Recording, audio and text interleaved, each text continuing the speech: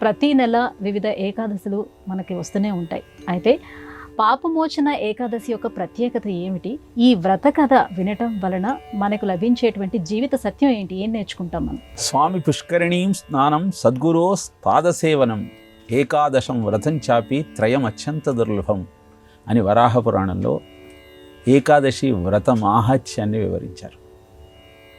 ప్రతి మాసంలో వచ్చే శుక్లపక్ష కృష్ణపక్ష ఏకాదశులకు ఆ ఏకాదశి మాహాత్యాన్ని అనుసరించి నామకరణం చేయటం జరుగుతుంది.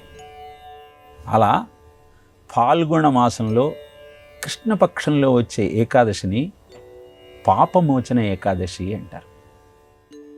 మనం ఆచరించే అనేకమైన వైదిక క్రియలో వ్రతానికి కథా ప్రాముఖ్యత ఎక్కువగా ఉంటుంది.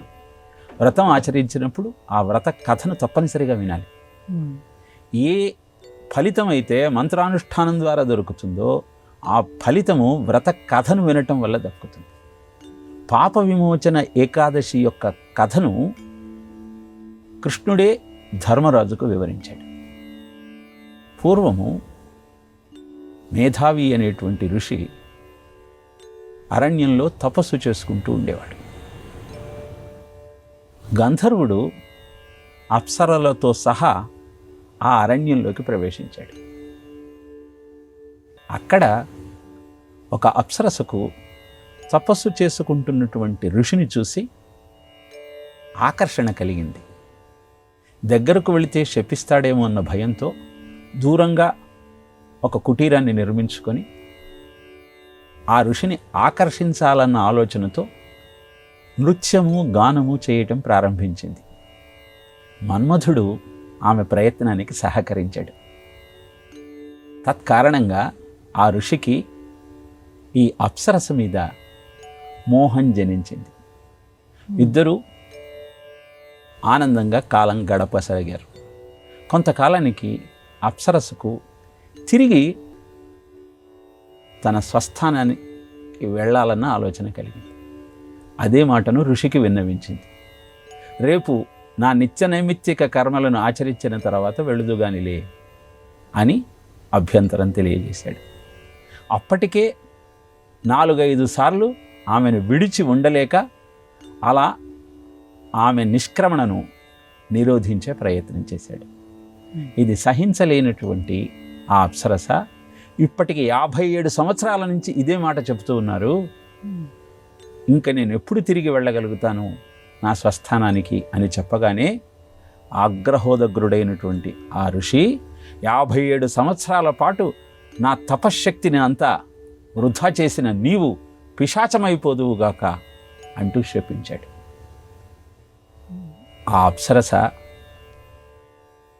ఋషిని ప్రార్థించింది, స్వామి, ఇద్దరం కలిసి ఆనందించాం, ఆనంద డోలికలలో విహరించాం, నన్ను ఇలా శపించటం మీకు భావ్యమేనా అంటూ ప్రశ్నించింది. తప్పు తెలుసుకున్న ఆ మహర్షి ఫాల్గుణ మాసం బహుళపక్షంలో వచ్చే ఏకాదశి వ్రతాన్ని నియమ నిష్ఠలతో ఆచరించగలిగినట్టయితే నీ పిశాచి లక్షణం పోయి అప్సరసగా తిరిగి నీవు స్వస్థానానికి వెళ్ళగలుగుతావు అని సమాధానం చెప్పాడు.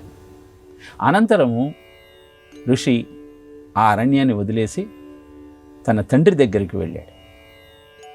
జరిగిన వృత్తాంతమంతా తెలుసుకున్న ఆ ఋషి తండ్రి ఫాల్గుణ బహుళ ఏకాదశి వ్రతాన్ని ఆచరించిన తరువాతే నువ్వు ఇంట్లో అడుగు పెట్టాలి. 57 సంవత్సరాలు తపశ్శక్తికి తిలోదకాలిచ్చి ఆనందం పేరుతో స్వర్గసుఖాలను అనుభవించిన నీవు ఆ వ్రతాన్ని ఆచరించిన తరువాత మాత్రమే పాపమోచనాన్ని పొందుతావు అని తెలియజేశాడు. ఇలా అప్సరస, మేధావి ఇద్దరూ అద్భుతమైన ఈ ఏకాదశి వ్రతాన్ని, పాపమోచన ఏకాదశి వ్రతాన్ని ఆచరించి పాప విముక్తులయ్యారు. ఈ కథ మనకు తెలియజేసేది ఏమిటి అంటే, ఇహలోకంలో సుఖాలను అనుభవించి తిరిగి స్వర్గలోకానికి వెళ్ళాలన్న ఉద్దేశంతో ఎన్నో ప్రయత్నాలు చేస్తూ ఉంటాం. కామస్యాప్తి సమస్తం జగత ప్రతిష్టాం క్రతోరనంత్యం అభయస్య పారం అంటూ నచికేతుడితో యమధర్మరాజు ఇదే మాట చెప్తాడు. ప్రతివాడికి ఎంతసేపు సుఖాభిలాష ఉంటుంది, కోరికలన్నింటినీ నెరవేర్చుకోవాలని, జగత్తుకు ఆధారమైన దేవతామూర్తులను ఆరాధిస్తూ అనేక క్రతువులు చేస్తూ స్వర్గలోకానికి వెళ్ళి అక్కడ కూడా భోగాలను అనుభవించాలన్న ఆలోచన ఉంటుంది తప్పితే ముక్తిని పొందాలన్నటువంటి ఆలోచన చేసే ప్రయత్నం చెయ్యరు. నేను కూడా అదే చేశాను, అందుకే అష్టదిక్పాలకునిగా బాధ్యతలను నెరవేరుస్తున్నాను, కానీ ముక్తిని పొందలేకపోయాను అని తెలియజేశాడు. పాపమోచన ఏకాదశి మనకు చెప్పే సత్యం ఏమిటి అంటే, నిరంతర భోగలాలసతతో జీవితాన్ని వృధా చేసుకోకుండా సాధన ప్రారంభించి హరివాసమైనటువంటి ఏకాదశి నాడు అద్భుతమైన భక్తి ప్రపత్తులతో ఆ స్వామిని అర్చించగలిగితే ఇహము పరము రెండూ నీ సొంతమవుతాయి. ఇహలోకంలో కష్టాలు లేని కమనీయమైన మనోహరమైన ఆనందదాయకమైన ఆరోగ్యకరమైన జీవితము, దేహాన్ని వదిలేసిన తరువాత శ్రీహరి సాయుధ్యంలో ఆ స్వామి యొక్క మాహత్యాన్ని కీర్తిస్తూ జీవించేటువంటి అదృష్టము సిద్ధిస్తాయి.